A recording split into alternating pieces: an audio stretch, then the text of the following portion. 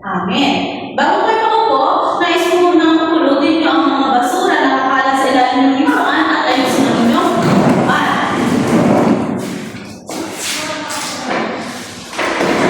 Magandang araw mga bata, ako ang magiging guro niyo sa asignaturang Filipino. Bago tayo magsimula sa ating unang batahan, nais ko munang kilalanin kung sino kayo. Maaari ba kayo magpakilala ng isa't isa kayo?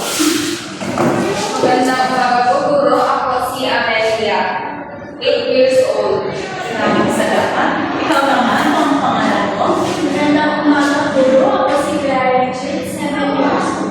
Maraming salamat. Ikaw naman, dalaga. Magandang umaga po, guro. Ako po si Natasha Piedad, 8 years old, and nakatira po ako sa island. Maraming salamat. Ngayon, tatanong ko naman kayo, kamusta naman ang yung bakasyon nyo? Malungkot, teacher. Hala, bakit naman malungkot sa'yo? Ano ulit pangalan mo? Natasha, teacher. Natasha. Bakit naman malungkot yung bakasyon mo? Teacher, kasi laging busy yung parents ko. Naging busy yung parents mo kaya hindi ka nakapagbakasyon. Ganun ba? Ano ulit yung pangalan mo? Sabi mo masaya ang bakasyon mo? Teacher, masaya dahil naglalaro kami sa labas. Ano naman yung mga nilalaro nyo sa labas? Patintero, tago-taguan, saka maraming pag-ibot. Pag naglalaro ba kayo sa labas, pag may sasakyan, alam niyo ba kung paano magilid? Opo, guro. Binabantay ba kayo ng mama mo pag na naglalaro kayo sa labas? Hindi ko guro dahil wala po sila sa sila. Busy ang mama mo. Kung gano'n, kung maglalaro kayo sa labas at may nakita kayong kotse na papunta na sa inyo, ay maaari kayong magilid ng kahit oras na maraiwas. Disgrasya, maraming salamat. Ikaw naman, kung ang bakasyon mo, ano yung pangalan mo? Anelia. Teacher, masaya po. Bakit? Anong Bakasyon po kami, teacher. Wow, saan kayo bakasyon? Sa Palawan, teacher, nag-beach kami. Ay, wow! Laki kami, teacher. Ay, alam mo ba na hindi marunong tumakoy si teacher? Hindi ko alam kung tumakoy kaya very thankful si teacher dahil alam mo tumakoy. Pero, pag dalamoy ka, ay dapat hindi ka nag-iisa ka lang ng kasama. Maraming salamat. Bago ko simulan ng ating tatalakayin sa araw na ito, ay meron akong magpapakitang alituntunin o rules sa loob ng classroom na kailangan ay gamitin sa araw-araw kapag nagkaklase tayo. Ang alituntunin na ginawa ni teacher ay may 4 na alituntunin. Ang pinakauna ay maging magalang. Maging magalang dahil kapag ginagalang natin ang ibang tao, sumasaya sila at ipapakita natin doon ang pagiging isang magalang na tao o bata. Makinig at magsalita ng maayos. Kapag nagtuturo si guro o nagsasalita yung mga klase, ay makinig at magsalita ng maayos. Kung mahina yung boses at hindi rin yung libro, lakasan. At pag masyado naman malakas at narinig yung mga klase, pahinaan. C ay panatilihing malinis ang silid-aralan. Panatilihing malinis ang ating silid-aralan dahil ito yung araw-araw natin tinitirahan, araw-araw na ginagamit, at dito tayo usually nagkakaroon ng interaction. Kaya kailangan natin malinis ito para maging malusog din ang ating katawan. At ang pagiging malinis ay hindi lang dito sa loob, pati sa labas, sa banyo, sa bahay, at unang-una sa sarili ninyo. D. Magtaas ng kamay kung may gustong sabihin o gustong pumunta sa banyo. Kung nagsasalita siguro ay maaari yung itaas ang kanan o kaliwang kamay at sabihin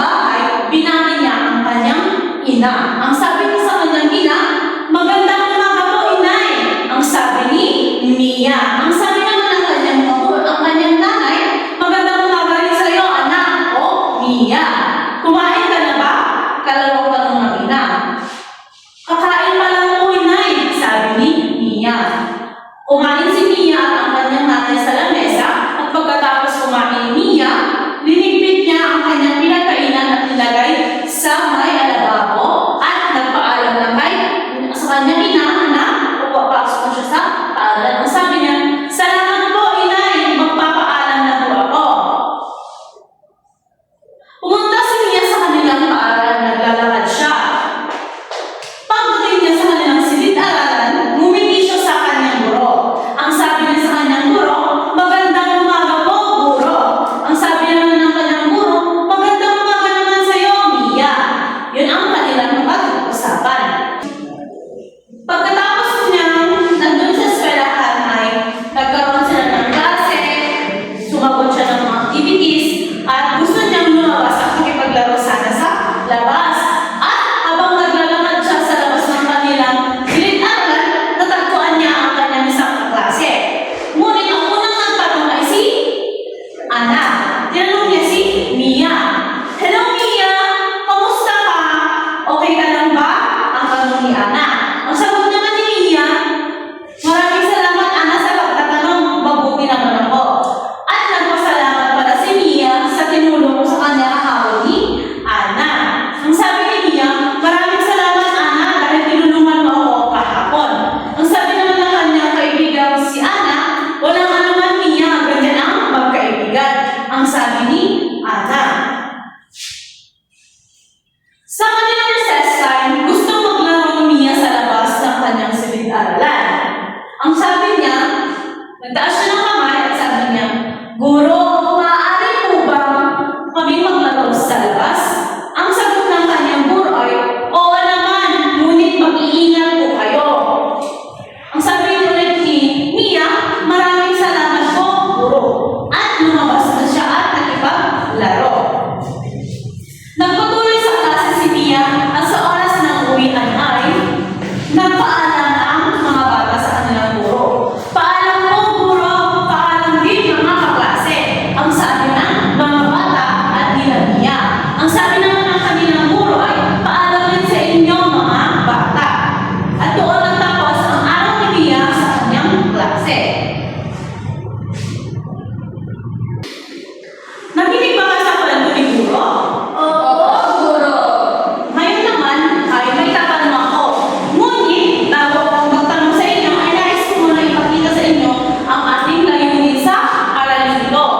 Sa pagtatapos ng aralin ito, ang mga mag-aaral ay naasahan ko ay natutukoy ng mag-aaral ang mga magagalang na salita katulad ng po, opo, maraming salamat, at iba pa.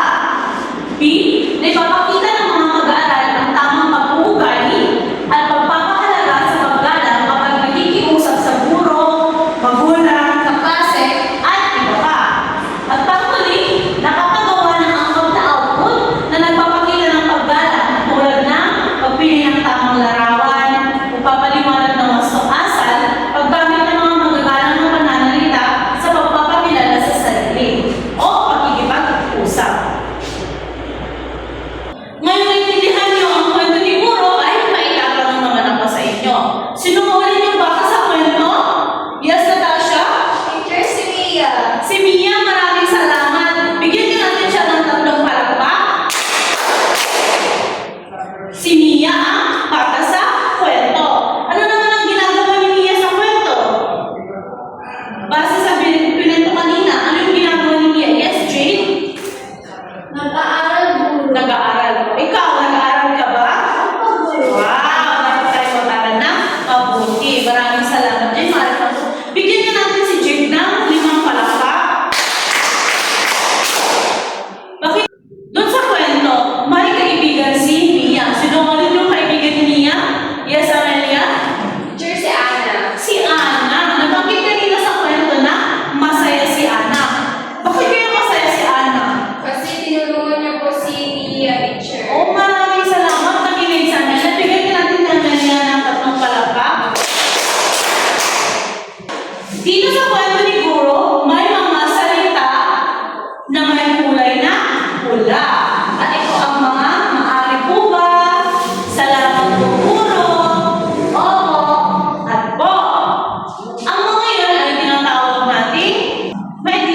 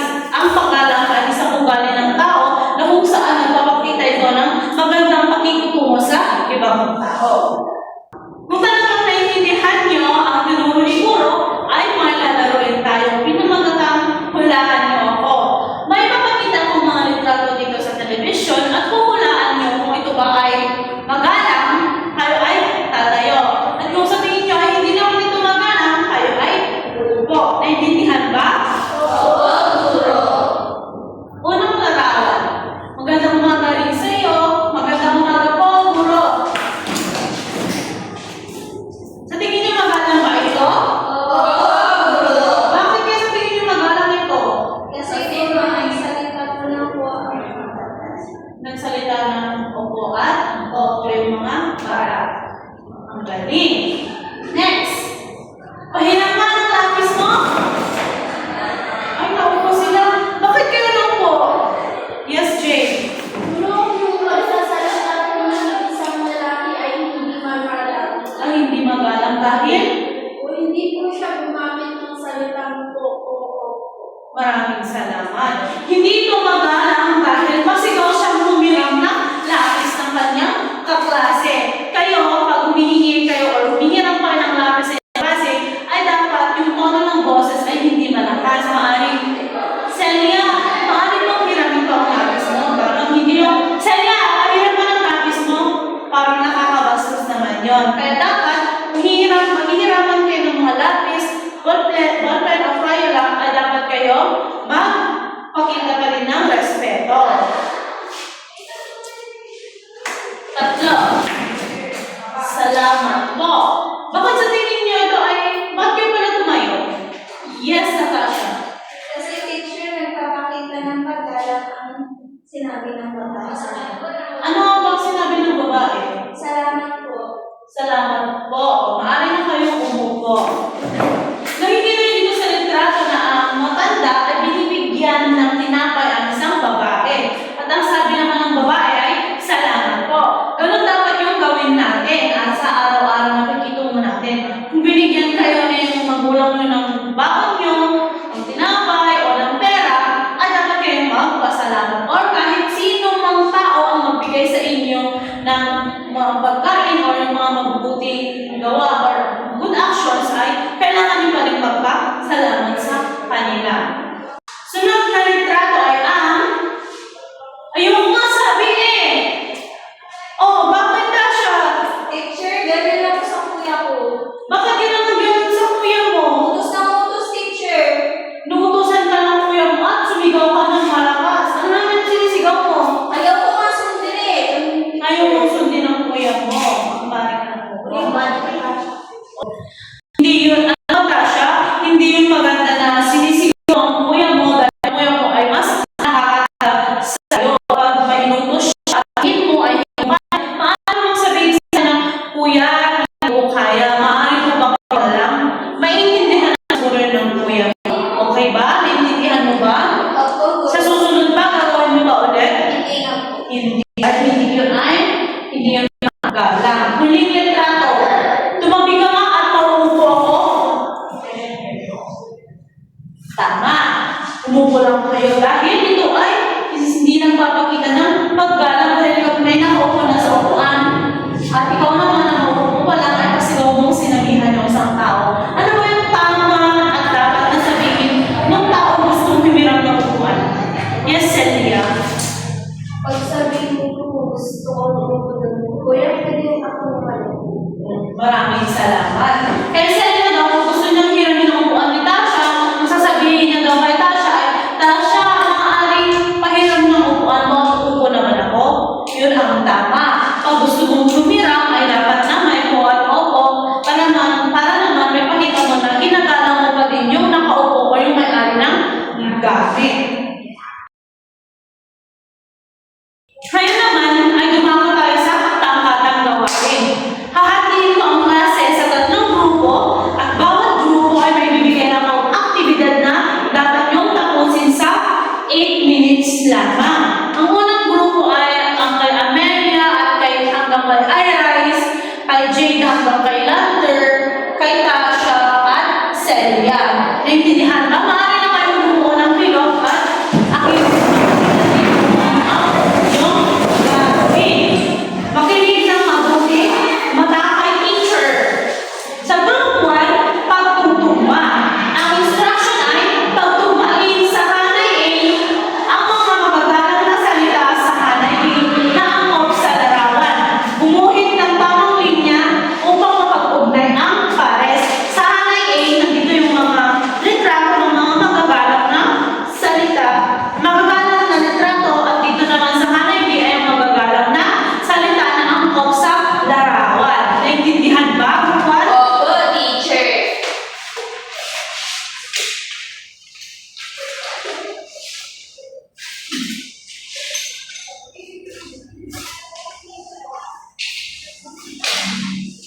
Sa ikalawang grupo naman ay pagkilala sa tinutukoy.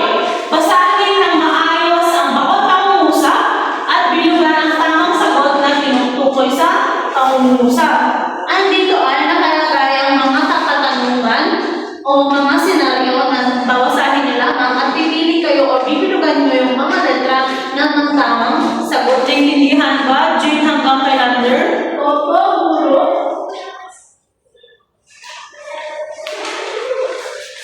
Sa ikatlong grupo naman ay magalang na pagpapakilala. Gumamit ng mga magagalang na salita sa pagpapakilala sa iyong sarili. Bawat isa sa grupo ay tatayo at ipakilala sa klase ang iyong sarili na may paggalang. Kanina, nagpakilala na kayo sa klase at yung kung gagawin nyo lang ay sasabihin ninyo kung ano yung mga paborito nyo kulay, ano yung mga paborito nyo pinapanood, paborito nyo pagkain, pero dapat may paggalang. Naintindihan ba, group 3? Oo, guro. Pero ngunit bago kayo magsimula, ipapakita ko muna sa inyo ang ating pamantayan. Ang pamantayan ay katumpakan ng sagot o wastong paggamit ng magagalang na salita ay 5 puntos. Kalinawan at kaayusan ng mga sagot, 5 puntos. Pagpapakita ng paggalang habang gumagawa ng inyong aktibidad, 5 puntos.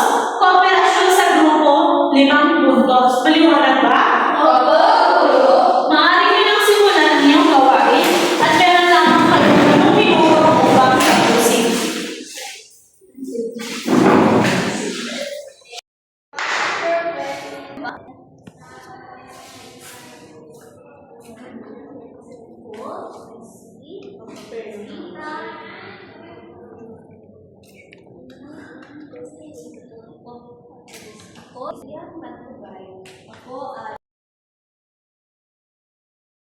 Tapos na ba kayo mga bata? Maaari na lang ayusin ang inyong upuan at inyong ipresenta ang iyong mga upo sa harap mula ang upuan.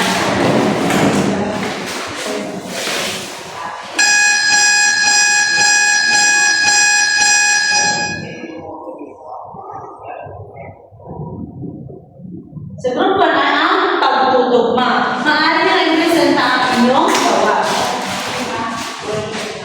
Ang aming gawain ay pagtugmain sa hanay A ang mga magalang na salita sa hanay B ayon sa angkop na larawan. Teacher sa dito naman sa larawan ito, teacher is pakikinig. Dito teacher is nagsasorry siya, kaya dito siya sa pagpapatawad. At dito teacher is nagbabati siya, kaya dito sa pagbati. At dito teacher is nagpapasalamat siya, kaya pagpapasalamat teacher at pagmamano teacher. Very good, group 1. Ating itipid sa harapan, lalagyan natin ang puntos. Yan.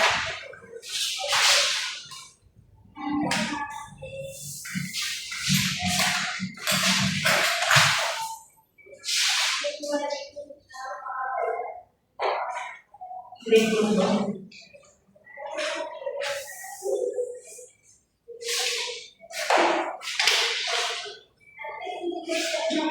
Grade 2.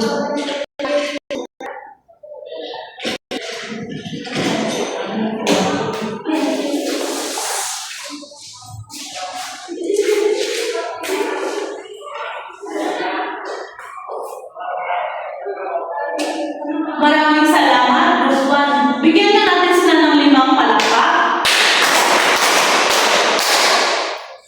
Atin siyang bigyan ng puntos. Patumpakan ang sagot o wasto o kawastuhan. Tama ba ang binigay nila at pagtugma nila sa mga larawan at mga salita? Opo, teacher! Bibigyan ko sila ng 5 puntos. Malinaw ba ang kanilang mga sagot? Hindi ba magulo? Malinaw naman. Bibigyan ko sila ng 5 points. Pagpapakita ng paggalang habang gumagawa kanina, nakita ko naman na tahimik lang silang gumawa ng kanila. bibigyan ko sila ng 5 points. At pagkaya siya sa grupo, kanina nung nag-ikot si teacher ay nakita niya magtulungan sila lahat. Kaya bibigyan ko sila ng 5 points na may total of 20 points. Ang group 1. Kalawang grupo naman.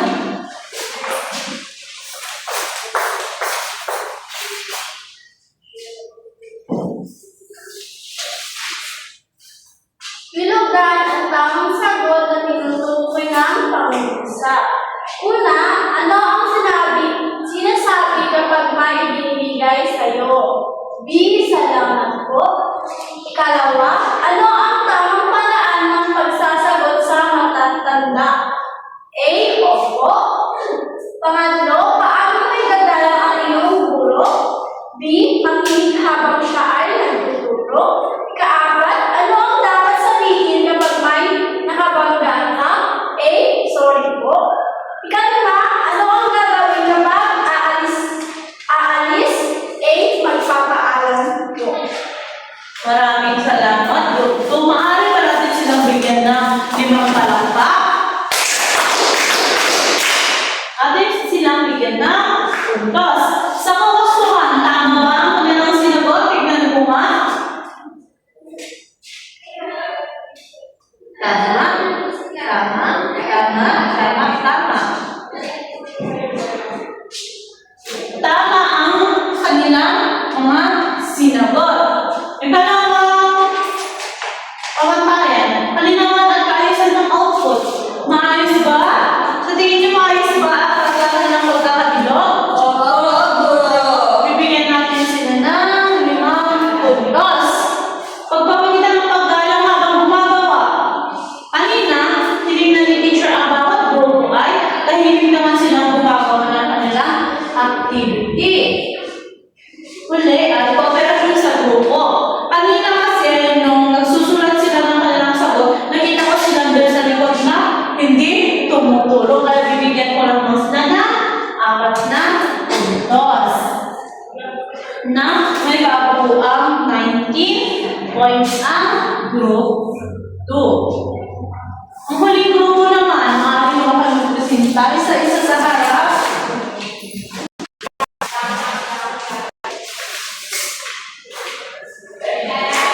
Magandang umaga mga classmate.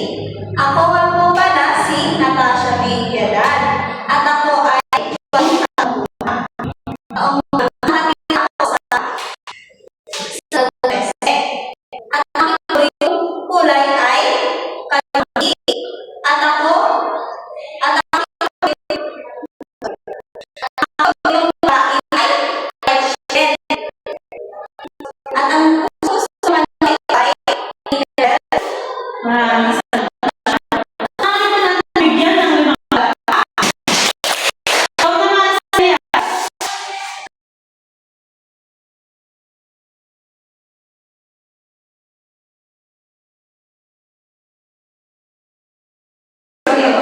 Magandang umaga, mga kaparal.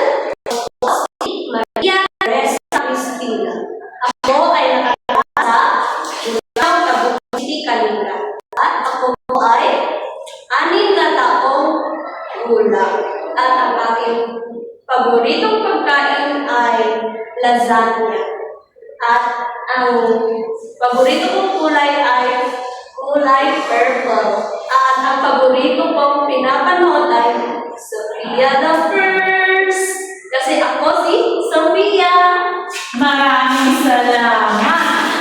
Maraming salamat, Teresa, sa pagpapakilala sa iyong sarili. Maaari pa natin bigyan ng 5 palakpak si Maria Teresa Cristina. Ibigyan ko sila ng kapagpakan dahil sinunod nila kung ano ang sinabi ko kanina na paggamit ng mga galaw ng pananalita habang nagpapakilala sa kanilang sarili. Sa kaayusan naman, maayos naman nilang naipahiyag kung ano nga ba yung mga nais nila o yung mga paborito nila. 5 points. Ang pagpapakita naman ng paggalang habang gumagawa, dahil kanina habang sila nagdidiskusyon sa kanilang grupo ay tahimik silang nagdedebosyon. Hindi malakas ang kanila pagpa-practice kung ano yung sasabihin nila. At panghuli, cooperation sa grupo ay nag-cooperate sila lahat dahil sila ay may 20 points. Ang gagawin naman mga bata, bigyan niyo natin yung mga sarili natin ng packet club. Alam niyo ba yung packet club? Hindi po. Gagawin ni Guro yung packet club. 1, 2, 3. 1, 2, 3. Pack na pack. Bet na bet. Gets ba mga bata? Oo. Maaari ba kayong tumayo at gawin natin yun? 1, 2, 3, go! 1, 2, 3. Pack na pack. Bet na bet. Maaari na kayong tumubo. Na-enjoy niyo ba ang laro? Opo, Guro. Ngayon ay mahihanda ulit akong laro dito. Dahil pamalapit na ang Pasko, may regalo si Guro sa inyo. Ang gagawin niyo lamang ay pupunta kayo dito sa harap at pipili kayo kung anong gusto niyong kulay ng regalo at ibibigay sa inyo ni Guro. Pupunta kayo dito sa harap at pipindutin yung laptop ni Guro. Pero, papakita ko muna sa inyo kung paano yun gawin. Kapalaan ng pamagat ay pili ko, regalo ko. Ganito. Papakita ni Guro kung paano gawin. Kunin mo at mahalo. Pindutin lamang ang simulan. Magpapakita dito yung parang ipit na siya ang iipit. Dahil siguro ay gusto niya dito sa banda dito, ay dito ako pupunta. Pipindutin nyo lamang itong arrow na yan hanggang matapat sa gusto niyong regalo. Yan. At pindutin ang grab dito sa laptop ng teacher. O, diba? May regalo na siguro. At pipindutin ko para malaman ko kung ano yung regalo sa akin. Ang regalo ni teacher sa akin ay ang tanong. Ano ang mga dapat mong sabihin kapag humihingi ka ng tulong? At pag nasagot niyo na ito ay pindutin na lang yung arrow na kulay violet sa taas at babalik yun sa mga regalo. At kayo ay pipili na kahit anong gusto niyong regalo. Naiintindihan ba mga bata? Opo, Guro. Sino ang gusto pumili naman ng regalo? Yes, Jay!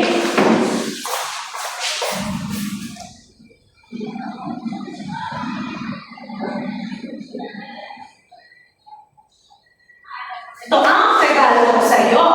Ano ang sasabihin mo kapag may binigay sa iyo? Magpapasalamat po ako, Guro. Paano ka magpapasalamat? Kunwari, binigyan kita ng isang ballpen. Salamat po, Guro. Tama. Kapag may binigay sa iyo na kahit ano o sino mang tao ay dapat tayong magpasalamat. Dahil kahit konting bagay lang iyon at pag nagpasalamat ka, ay malaki na yung impact niya sa taong nagbigay sa iyo. Sino ba gustong nag-try kung anong gusto mong regalo kunin? Yes, Melia.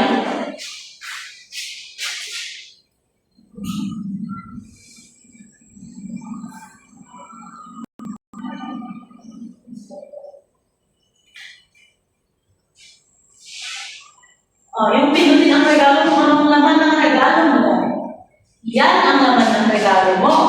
Ano ang mga salitang ginagamit natin para maging magalang? Maaari ka bang magbigay?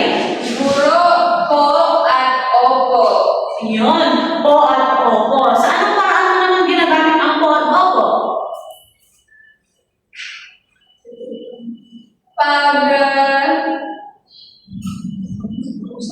Pag may sinabi ang aking mga magulang, Guro.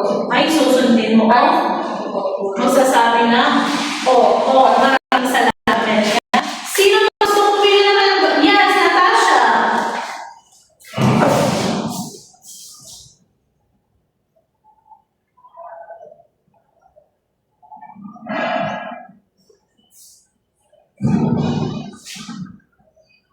Pinutin mo nga kung ano naman ang regalo mo. Ito ang regalo mo. Ano yung pagkakaintindi? Ano yung ang pangalan? Ang pagiging mandar, ang ibig sabihin ng pagiging mandar ay bibilis sa nakakala sa atin at dito rin ay napapakita natin ang pag-appreciate natin. Maraming salamat, Natasha. Sino pa gusto pumili naman ng regalo? Ikaw naman, Maria Teresa Christine. Haba ng pangalan mo.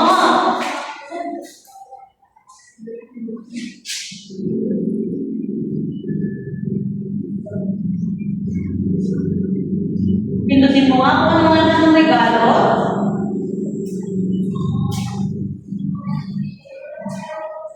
Ito ang regalo ko sa iyo. Ano ang ibig sabihin ano ang sasabihin mo kapag may binigay sa iyo? Sabi ko, gusto ko kasi yung Korean. Yun ka ba gusto mo, ha? Gusto mo ay Korean. Pag binigyan ka ng Korean na picture ni teacher, ano yung sasabihin mo kay teacher? Kamsahamnida. Kamsahamnida. Ano yung kamsahamnida? Salamat po. Ay, salamat po. Sige, maaari ka na kumupo.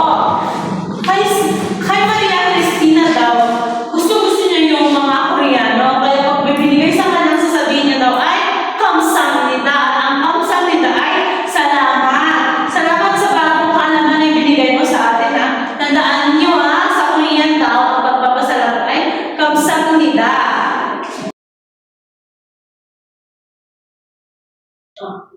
Ngayon na nasagot nyo na or nabuksan nyo ng mga regalo ngayon ay marami ba kayong natutunan sa mga regalo ni teacher?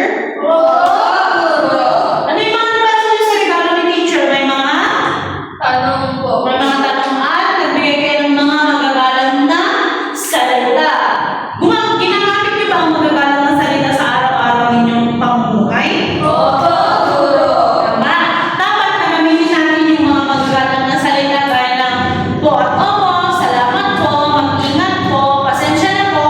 Dahil pinapakita natin yun ay nabibuild yung ating pagiging isang makabayan o ugali natin na pagiging marespeto or magalang sa ibang tao. Kahit na sa maliit na paraan ay napapakita natin na nire-respeto natin yung isang tao. Gaya nung binigyan ko kanina si Clarence ng isang ballpen ay nagpasalamat siya. Tignan nyo, sa salitang namang salamat ay malaki na ang impact sa ating sarili. Kaya dapat natin nasahin sa ating sarili na gamitin ang mga magagalang na salita. Dahil alam nyo ba na pala na ang pagiging isang magalang ay nakapagbigay ng saya sa mga tao. Kumbaga, kung ano yung ginawa mo sa isang tao ay gagawin din pabalik sa'yo. Dahil masaya